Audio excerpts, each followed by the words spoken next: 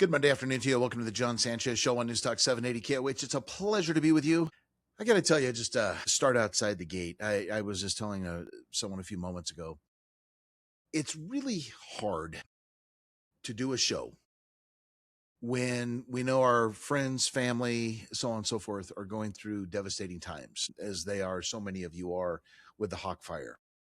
And I just want to, again, just express my sincere condolences to all that have lost property, been inconvenienced, so on and so forth. It absolutely breaks my heart. And I tell you, and I'll share a personal story. I was a volunteer firefighter for 10, 15 years, something like that. And I tell you, I miss it on times like this. I miss it so absolutely dearly, because it's hard when you when you see your community hurting, and you just kind of sit back as a quote civilian, and there's nothing you could do about it. Again, in years past, I was able to go out and help for what little bit of that I could do as one human being, but it gave me a incredible sense of satisfaction, and I'm missing that in my life right now. I like I said, I hurt for all of you. I really do. And so just know you're in my prayers. I know listening about the stock market and so on and so forth is probably the absolute last thing that you want to do, but I don't know. Maybe it's a good way to get your attention off of things. I don't know. But show, as the saying goes, the show must go on. And again, if there's anything that myself, my team, whatever that we can do, please reach out to me. Send me an email, give me a call, whatever the case is. My family, both on the business and the personal side of things, we're here to help, our neighbors, in whatever we can do. So again, I was going to Carson City to meet some friends for dinner, Saturday evening. I saw the massive plume of smoke, and you just learn what the different, smoke patterns look like, and just devastating. And then my son and his family, his, 4 children and his wife, they were on their way back from a Pop Warner football game up in the Quincy area. Barely got through the highway at 395 at Border Town, and the fire changed on them, and literally flames were on the side of the road. Matter of fact, 2 vehicles behind him, which was another family, their vehicle, all the paint bubbled. That's how close the flames came. So it's challenging, tough times out there for us here in Northern Nevada. So again, thoughts and prayers, and please, if there's anything that we can do, fundraiser, whatever you need, I am here to do it for you. Like I said, it's tough. It's just really, really tough. Okay, let's get down to business, because that's what you came here for. Your retirement plan needs a plan B. Doesn't that sound strange? You may be thinking, well, wait a minute. If I have a retirement plan, why do I need a plan B? Well, it's like anything in life, right? We're just talking about fires, right? We need a getaway plan, an evacuation plan. Well, it's the same type of thing when it comes to retirement planning. That's what I want to kind of tell you what the show is going to be about today after my stock market recap. Does your retirement plan have a plan B? Because, most plans are built around assumptions, right? You're going to retire at 65. The market's going to provide a reasonable return. Social Security is going to start at a certain age and always be there. You're going to spend a certain amount every single month. Your health will be relatively good. Your spouse will be there alongside of you, right? There's the perfect story. And I hope that that's exactly what happens for you. But after doing this as long as I have, I can tell you one thing. Life rarely follows the spreadsheet perfectly. Markets fall, inflation happens, people get sick, spouses die, kids run into trouble, the house needs major repairs, people retire earlier than expected, sometimes on their own fruition, sometimes not. And sometimes they end up living a lot longer than they've ever imagined. None of that necessarily destroys a good retirement plan. What can create a problem is having a retirement plan that is so rigid that it only works if everything goes according to plan, which again, rarely does that happen. So today I want to talk about building flexibility into your retirement plan, not because we're expecting something bad to happen, but our job as portfolio managers is to prepare our clients for the worst. We hope it never happens, but again, that's our job. And because you've spent 30 to 40 years of your life building your retirement, your financial future should not depend upon everything going absolutely perfectly. So again, my topic, your retirement plan needs a plan B. So I'll be getting to that momentarily. Now let's transition over to the stock market side. It was a day of a tremendous amount of headlines, but none of them really had a significant negative effect on the market. NASDAQ lost 200 points. Okay, but that was attributed to the chip stocks again. One of those days where chip stocks were down. But you had the president and then Scott Bessent, the Treasury Secretary, announcing major sanctions, financial sanctions against Iran. Few retaliatory comments from Iran, but nothing too major. Oil prices actually dropped on the news. Go figure that one. And then you had this new battle that we have going on with Canada, where we're putting 50% tariffs on certain products with them. And guess what? Starting, I think it's September 8th or 6th, I can't remember. They're going to do the same thing. So now we're back to a tariff war with our neighbors in Canada. So, like I said, market was pretty resilient to the whole thing. More news again. The Treasury Secretary early this morning announced that he's thinking about going into our general account, which I think has like $1 trillion in there, to use some of those funds for bond buy downs or bond buybacks, which again, the goal is to drive yields down. Was not met, just like his other plan, was not met well by the street. We saw a little bit of a pullback in bond yields, but the commentary out there does not like what this man is doing so far. And so, like I said, a lot of negative headlines, but market was very resilient to all of it. So it was really I guess the best way to summarize, really a mixed type of showing today. We finished down 200 on the Dow, on the NASDAQ, 0.77% loss to 25,980. The Dow posted a gain of 140.26%, and the S&P lost 22 points or 0.28%. So, like I said, there's somewhat of a mix showing there, nothing too significant. NVIDIA was a stock that was under pressure today. This is ahead of its earnings report on Wednesday after the close. Stock finished down $6.26, a 2.92% loss to $208.46. Caterpillar was a drag on the Dow, a $16.88 decline there, down 2.04% to 81102. And same with Boeing, a drag on the Dow, losing 1.75% or $3.74 to 210.46. Aerospace and defense stocks right across the board were very weak. Consumer staples did pretty well. The sector was up about 1.8%. Walmart led the pack with a $2.79 gain, up 2.69% to 106.49, rebounding from its post-earnings weakness that we experienced last week. Google, $2.84 gain, 344.59. Meta up $9.12 to 559.02. So that helped out the communications sector, which did pretty well. Like I said, on the oil side, remarkably down $2.09, $84.98 was the closing level of oil, left the energy sector actually down about 0.8% on the day. Gold prices, $14.90 rise, $4,695 an ounce, and down 3 basis points on the 10-year to a yield of 4.2%. So other than that, like I said, really, really quiet. I didn't get a chance on Friday to go over the economic calendar, so I've got a few extra moments before we go to break, and we'll come back and get into our topic. It's going to be an interesting day tomorrow, interesting week. Tomorrow we have consumer confidence, which is something the street obviously pays very close attention to, along with new home sales. But starting on Wednesday, this is where it's going to get interesting. We're going to receive the Fed's favorite measure of inflation, the PCE, the personal consumption expenditure, the prices there, the core, etc. Also, we get personal income and personal spending along the same report. Then we're going to get second quarter GDP estimate. So that's obviously a very important one. And durable goods on the 26th, also on Wednesday. On Wednesday. And then at the end of the week, we get another consumer report, the University of Michigan Consumer Sentiment Number, the final read for the month of August. So pretty important reports. And again, everything is focused on inflation and interest rates at this point. So again, that PCE report should be very, very interesting, and see what the market or how the market reacts to that one. Okay, my goodness, look at that. Not even coming back from the first break, and I'm actually ahead of schedule. I'm going to get started on our topic. Your retirement plan needs a plan B. So, all right. So you heard me just a moment ago.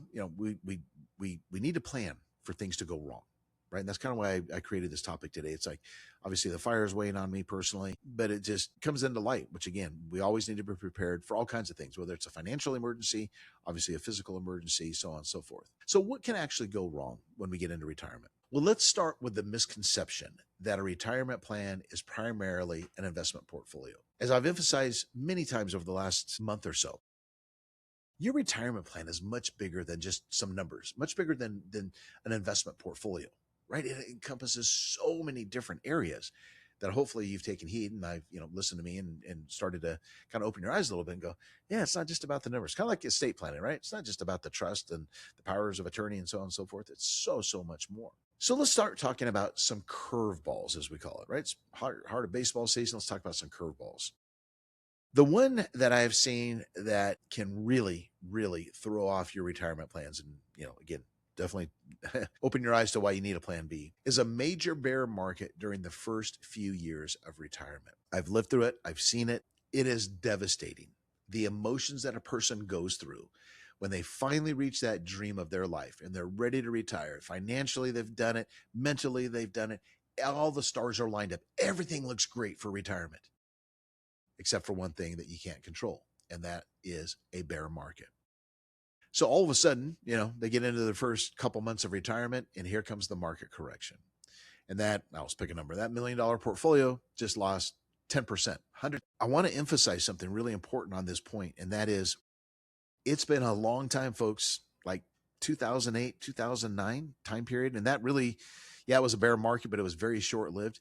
It's been a long time since we've gone through a real true bear market. I'm talking one, remember, a bear market is defined as a 20% correction from its highs. So it can happen so fast these days, right? The level of the market with obviously AI trading and algorithmic trading, et cetera, that years past, we really didn't have that much of it, but it can happen very fast. But what happens from a psychological standpoint is absolutely devastating to people. And I'll explain why when we come back and continue our discussion on you need a plan B, your retirement plan. Welcome back to the John Sanchez Show on Newstalk 780 KOH. Again, a quiet but mixed market today with a 140 gain on the Dow. The NASDAQ lost 200 and the S&P down 22 points. All right, I've just begun my topic again. You need a plan B in retirement. But before I get back to that, I want to remind everybody I am hosting my next educational estate planning webinar this Wednesday, 6 p.m. And I want you to go to specializedtrust.com and sign up. What am I going to be talking about? Well, here's the question. Would you go 10 years without seeing a doctor or maybe seeing a dentist? What about 10 years without checking your estate plan? It happens all the time, all the time. But remember, families change, assets change, laws change. An estate plan that worked out for you years ago may not work the way that you think it should today as it did when you originally had it created it. So this Wednesday at 6 p.m., so August 26th, my free webinar, The Estate Planning Checkup. That's what I've titled it. We're going to check your trust. We're going to check your beneficiaries, your powers of attorney, and how your assets are titled. Again, just go to specializedtrust.com and register today. Okay, does your retirement plan have a plan B? So I gave you the scenario. We just started this next section. What can go wrong? And I left off with, again, a major bear market during the first few years of retirement. I'm going to go through what's called sequence of earnings here in just a moment. I get a little technical with you, but here's kind of the 10,000-foot view of this issue, the major bear market during the first few years. Yes, financially, it's devastating. I think the best way to share with you what I'm talking about is this. All right, let's say you retire with $1,500,000. The amount doesn't matter. Let's just say 500.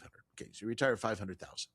Let's say you established a 4% withdrawal rate. So you're going to take out $20,000 a year, right? The goal is not to touch the principal. But all of a sudden, you go through a bear market at 20%. So 20% of 500,000 is what? 100,000. So now your 500 is worth 400,000. Do you want to take 4% of 400,000, meaning now your income has gone from 20,000 a year down to 16? That's the prudent thing you should probably do. But in reality, life doesn't work that way. You've set up budgets, your retirement, et cetera, to be living off that original 20,000. So you think to yourself, you know what, this isn't going to last. It's a short-term hiccup in the market. It's not going to last. But then we get into this long-standing market decline, which nobody remembers what this market can do on a long-term basis, right? We're so used to the market going up year after year, the Fed coming to the rescue if things get bad, so on and so forth. It's not going to always be that way. That's why we need a plan B. So now your withdrawal rate's screwed up. But let me get off the money side of it for just a second. Here's the real damage. It's the psychological side that happens to you. So let me tell you what I'm talking about. Again, you go through these emotions, right? You worked all these years. You're so excited. The day comes, you get to retire, and you think, oh, finally, get to go do what I want to do when I want to do it, right? My definition of retirement. Then this bear market happens. Boom. All of a sudden, you're down 20%. Your income's screwed up. And the first thing that goes through your mind is this: why did I retire? Why did I retire? Why couldn't I have just waited and worked, say, another year, or worked long enough to get through this market decline? That's the first thing. So I call it retirement regret. Why did I just retire? So you went from this absolute phenomenal feeling that you get to retire to, in the world did I retire, right? Again, not your fault. Second mental side that you go through, besides why did I retire, is what am I going to do? If this lasts, so now the negative thoughts start coming into your head. What if this lasts 6 months, a year, or longer? Because all optimism goes out the door, especially if it's a very abrupt market sell-off. So all the optimism goes out the door. Now your brain goes to pessimistic ideas. I need to go back to work. Oh, I can't go back to my normal job. So now I got to brush off the resume, right? So you've gone from retirement to now thinking you got to go find a new job, or I got to start selling something. Honey, it's time for us to downsize the house. We need to free up some of this equity. So you start panicking, right? It's human nature. There's nothing wrong with this. This is what people do. You start panicking because you're seeing your portfolio dropping day after day after day, and you're seeing your income beginning to become jeopardized. So you start looking at all different ways to liquidate assets, maybe go find a part-time job, maybe go back to work full-time. Who knows? But the bottom line is you're looking for ways to stop the bleeding. And then what this does, this goes from a time period that you should be happy to a time period where you're absolutely miserable. You start fighting with your spouse, you're stressed out, you're not sleeping at night. Your life has just gone in shambles. And again, you keep thinking, why didn't I just wait a little bit longer? Well, I'm going to help you with that. Next issue that causes a curveball in retirement: inflation. Now, inflation it's kind of like a cancer. It slowly eats you up and it starts to creep up on you when you don't even know it, right? Causes those living expenses to rise so much faster than anticipated. And again, you're on a fixed income for most of you in retirement. But guess what? Inflation's not on a fixed expense. It's rising month after month, year after year. And you start to feel that purchase power that you have, that you plan for, you start to feel it erode. What used to be a whatever $300 or $400 visit to Walmart with X amount of groceries you walk away with, now turns into a $600, $700, $800 visit to Walmart or whoever your grocery store is, with a fraction of the number of bags when you walk out. That starts to panic you. Again, that's when people will go, I need to increase that 4% withdrawal rate to 5, 6, 10, whatever, because there's just not enough money. Same thing, the psychological side happens. Why did I retire? I shouldn't have done it. The numbers look good. Everything looked perfect on paper, but in reality, I'm suffering. I don't even have enough money to take my wife out to dinner. Again, all these pessimistic thoughts start to go through your mind. When we come back, another curveball: the unexpected loss of a spouse. Welcome back to the John Sanchez Show on Newstalk 780 KOH. Once again, our thoughts and prayers to those affected by the hog fire. All right, we finished up 140 on the Dow. The NASDAQ lost 200. The S&P down 22. All right, we're just getting warmed up into our great topic today. Your retirement plan needs a plan B. So we're talking about, first of all, some things that can go wrong in the beginning of retirement. I've covered a major bear market during the first few years. Inflation causes your living expenses to rise much faster than you anticipated. Now on to my next point. One spouse dies and the household suddenly loses a Social Security benefit, while of course expenses usually remain the same. This is a real life devastating one, folks. And I chose to use Social Security, but I could also use, as I think I covered on Friday, pensions, right? Especially if you have chosen a single life pension, right? Meaning it's the higher monthly amount in most cases, but when you die, the payment stops. So your spouse, who's been used to that pension payment coming in of whatever, 5,000, 6,000, 7,000, some massive ones that are out there, it stops. It's gone. And usually those people that have the pensions, like I said, usually it's first responders and things like that have a really good one. And then, of course, state and federal workers. Remember, a lot of those people have not paid into Social Security or they're not eligible. So it's not like, oh, okay, I just lost my $7,000 a month pension when my husband died. Yeah, you lost that and no Social Security benefit coming in.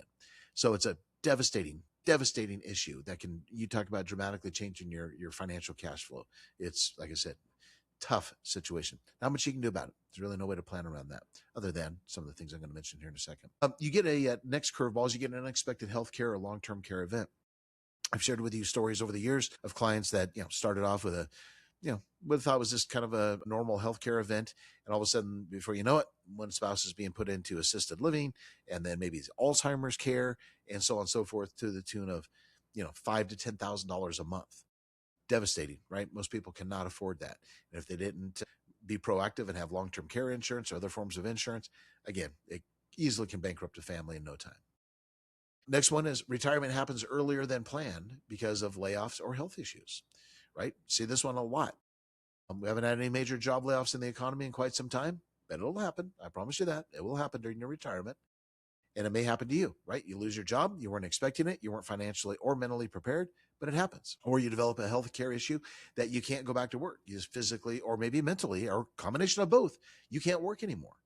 So you need to plan for that. Another frequent one, an adult child or grandchild suddenly needs financial help.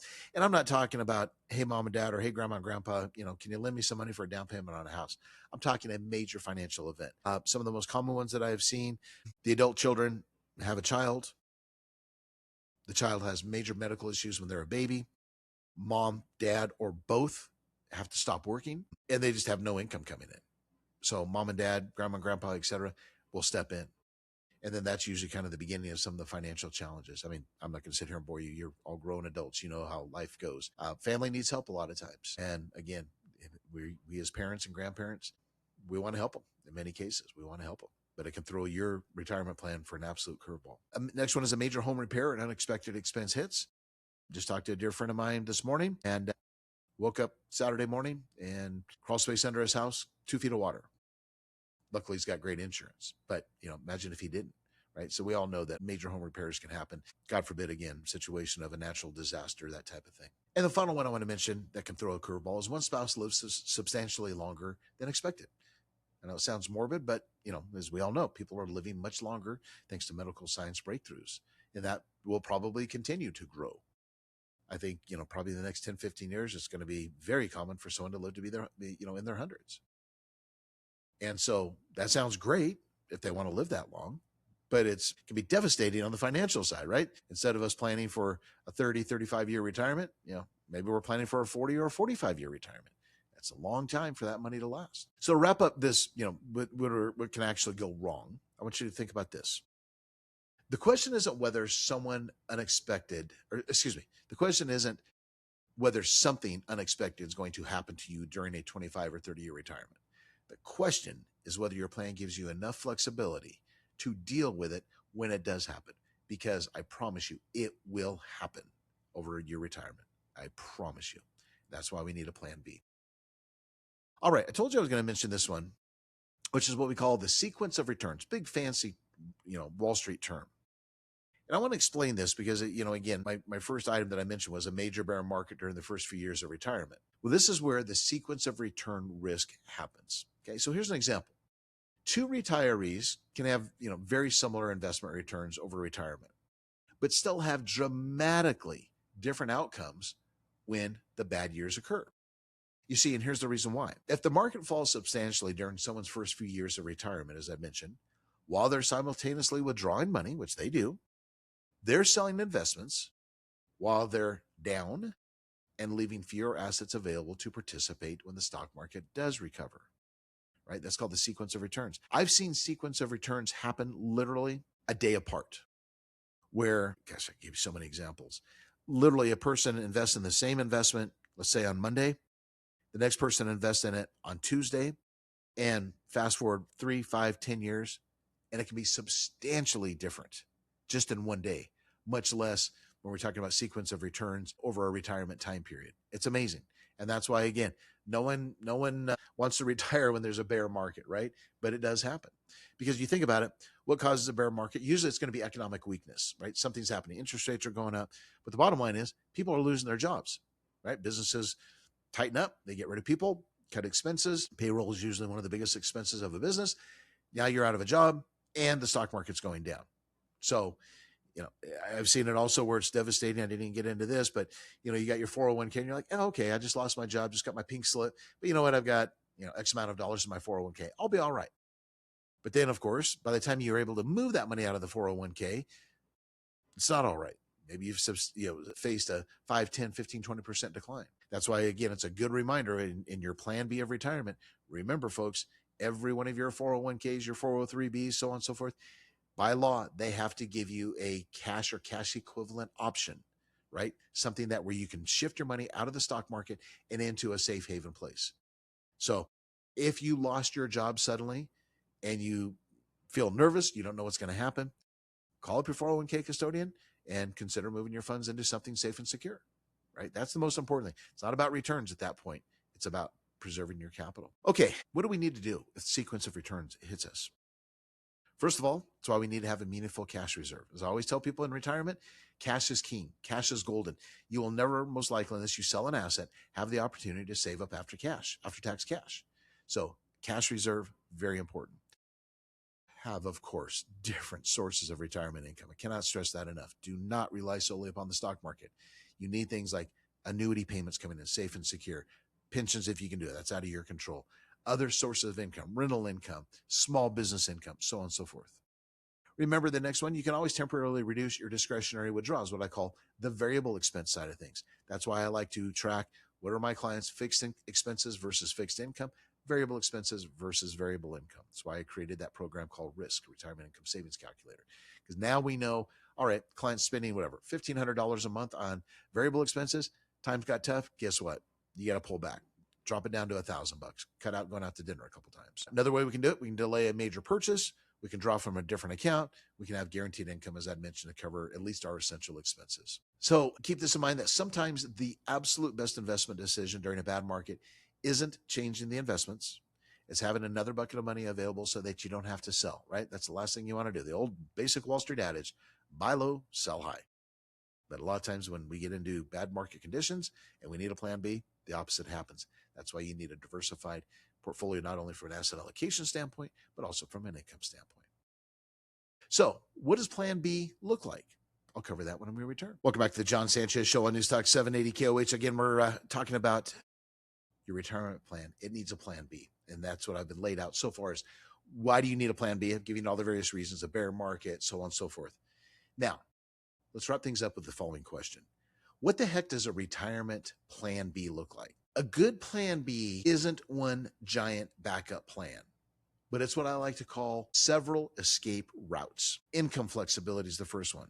Where else can the paycheck come from if you don't want to sell investments? Again, are you willing to go back to work on a part-time basis, start a business, get some real estate? Who knows what it may be? But what's going to be your income flexibility answer? Secondly, a little bit easier to control, spending flexibility. Which expenses are mandatory, meaning fixed, and which ones could temporarily be reduced, meaning variable expenses. You should know those off the back of your hand and know that if times got tough, immediately this is what we can cut out. Tax flexibility. Having money in different tax buckets, taxable, tax deferred, and potentially tax-free. That can give you a lot of choices also. What about housing flexibility? Could you downsize someday, right away? Is there substantial equity available if circumstances change? This is why we always encourage our newly retired clients, whether their house is paid for or not, as long as they have equity, get a home equity line of credit on that house before you retire. Why? Because it's so much easier to qualify, obviously, while you're still working. But again, plan B, this is real life. Plan B, we have X amount of money that we can write to ourselves. Yes, we're going into debt. But I tell you, if it's a matter of making your mortgage payment, putting food on the table, I don't think it's going to get that bad. But again, you get my point. You have a plan B by having a home equity line of credit. Social Security flexibility. Don't automatically lock yourself into one claiming strategy years in advance. I've covered this many times. You got to be very careful with strategy, your timing, so on and so forth. Investment flexibility. Enough liquidity so that every dollar is not dependent upon market conditions, right? We want some long-term investments that maybe we can't get our hands on for a while, like an annuity. But we also want access to funds if something comes up and we need to do it. That's where your equity portfolio comes in, whether it's stocks, mutual funds, ETFs, so on and so forth. So have that investment flexibility. And one important one, work flexibility. Somebody planning to retire at age 62 might discover that working just another year or even consulting part-time, as I've recommended many times, can dramatically improve the plan. Point is that they'll not necessarily have to do it if they have other choices. I want to squeeze in this next one, stress tests. This could be really important. What if the stock market falls 25% the year that you retire? Inflation stays elevated. You live to age 95. Your spouse dies 10 years before you. You need $100,000 unexpectedly to help the kids out. You need long-term care. Social Security, for whatever reason, didn't provide exactly what I've projected. And I have to retire 3 years earlier than planned. I know I just threw a lot at you, but these are the issues I've discussed. These are real life things. Then I want you to ask yourself after you do this stress test, does my retirement plan still work? You don't necessarily need to answer yes to all of these, but a good answer can be yes, but here's what we would change. That's what makes it a plan B. A great retirement plan is not one that predicts the future perfectly. No plan can, no human being can, no AI can. It's one that doesn't require you to. You have spent decades accumulating your money. Retirement planning is about creating enough flexibility so that when life inevitably changes, which it always does, you aren't forced to make major financial decisions that you don't want to make at the absolute worst time, right? None of these things ever happen at the right time. They're always at the worst time, the old Murphy's Law scenario. That, folks, is the difference between having a retirement projection and having a retirement plan. That is the difference of having a human being monitoring and managing your retirement plan so you can go live your life versus saying, hey, AI, create me a retirement plan. Or, hey, some automated system out there, create me a retirement plan. It will never, never accomplish these things that I just talked about. This is where the human element, the experience, few gray hairs comes into play. We've gone through this. We've understand it. We've navigated and guided clients through it. That's what a good, solid retirement advisor does. And that's what we'd love to have the opportunity to serve you with at Sanchez Gaunt Capital Management. So the bottom line is we need a plan B in so many areas of our life. Retirement is one that's often forgotten. Now you have the tools necessary to do it. Don't forget, you can pick up our show, of course, if you missed today or you want to hear it again on Spotify, iTunes, YouTube, etc. And once again, God bless all of you affected by the hog fire. Our hearts are with you. And again, if you need anything, please reach out to us. We do anything we can to try to help our friends and neighbors. Love you all. God bless. We'll see you tomorrow.